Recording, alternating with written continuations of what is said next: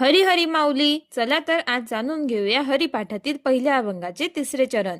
असोनी संसारी जेवे वेगू करी, वेदशास्त्र उभारी बाह्य सदा.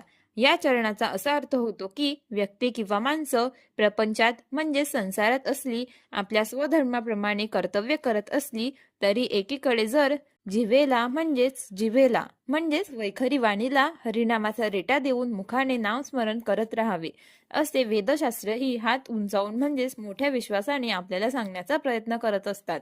माऊली आपल्याला सांगत आहे की आपण आपल्या संसारात किंवा आपल्या दैनंदिन जीवनात कितीही अडकलो असलो तरी हरीचे नाव आपल्या जिभेवर सतत असू द्या. हरिनामाचा उच्चार मनात सतत करत राहा. तर मित्रांनो, चला तर वळूया पहिल्या अभंगातील चौथ्या चरणाकडे. ज्ञानदेव म्हणे व्यासाची या खुणा, द्वारकेचा रणा पांडवा घरी.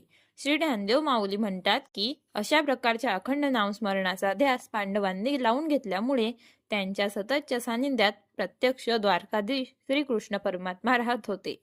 माऊली या अभंगाद्वारे आपल्याला पांडवांचं उदाहरण म्हणजेच पांडवांचं एक्झाम्पल देत आहेत की पांडवांनी सतत हरिनामाचा उच्चार केल्याने द्वारकेचा राजा म्हणजेच श्रीकृष्ण पांडवांसोबत ठामपणे उभे राहिले. आणि हे श्रीमद व्यासांच्या महाभारताच्या कथेत सुद्धा दिसून येते. तर मित्रांनो, आय होप की तुम्हाला या अभंगाचा अर्थ समजला असेल. आणि तुम्हाला पूर्ण हरिपाठाचा अर्थ समजून घ्यायला आवडेल का? कमेंट सेक्शन मध्ये नक्की सांगा. आणि व्हिडिओ आवडला असेल तर लाईक करायला विसरू नका. चला तर मंडळी, भेटूया पुढच्या व्हिडिओमध्ये नवीन अभंगासोबत. तोपर्यंत मुखे म्हणा हरी मुखे म्हणा, पुण्याची गणना कोण करी.